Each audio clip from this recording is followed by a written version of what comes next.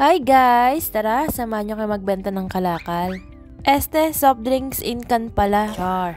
Yes, tama po kayo na binibenta po talaga yung mga in can dito.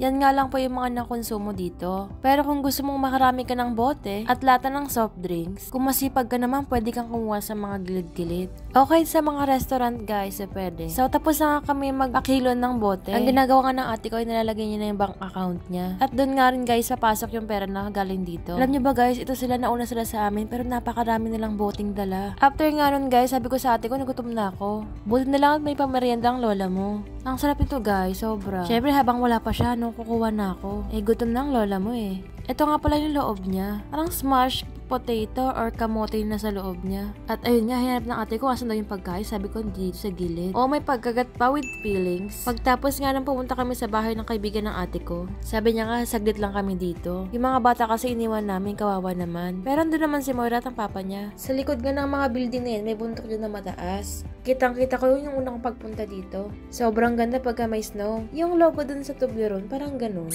After nga nito guys, umuwi na kami. Nakita ko nga itong tanim namin dahon sibuyas. Pinalitan ko nga ng tubig. Nakakatawa nga guys kasi biruin mo diba, nakakapagtanim kami ng ganyan sa loob ng bahay. At ayun, nagsayang na nga rin ako para sa dinner namin. Pag mag-isayang ako dito guys, gamit tong rice cooker, tinatansya ko na lang siya. Syempre, best in sayang tayo sa Philippines. Kahit nga nakapikit, diba, kayang-kaya natin. Sinabi ko na nga rin itong ilang hugasan. Alam mo na, masakit sa mata pag may mga hugasan sa lababo. Ganon din ba kayo? Antayin niyo pa yung alarm clock ng nanay niyo. Char lang. Ewan ko, basta pag sa bahay ka lang talaga, tapos wala kang ginagawa. Napakabilis ng oras at syempre, bilis mo rin magutom. Inisip ko nga kung anong lulutuin ko ngayon. Alam, snap, ito is life. Di, yung ate ko talaga yung nagluluto ng ulam namin dito, kaya nga lumaki ako ng ganito eh. So ito na nga, itlog ang napili kong ulamin. Syempre, naglagay muna tayo ng mantika.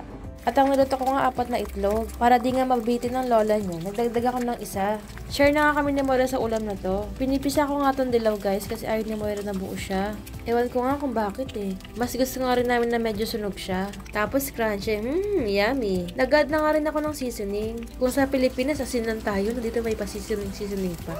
Charis! So yun nga, binaliktad ko na sila. At mas lalong ang ginutom ang lola niya. Inilipad ko na nga rin sa plato with tissue pa, no? Tamang-tama to, luto na rin yung rice. Nagtataka ako, sabi ko, ba't parang hindi nangangamoy yung kanin? Pag-check ko ng rice cooker, naka-warm pa pala siya. Pusang gala. Makapaglibang-libang nga muna. Mukhang masaya to sa Prince. Nilapitan ko. Sabi ko, lika nga, maglaro nga tayo. Yan nga pala ang aming cute na pusa dito. Wag mo nga lang siyang gugutumin. Kung sa atin kahit anong pagkain, pwede mong pakain. Dito, hindi. Alagang-alagang talaga nila yung mga hayop dito.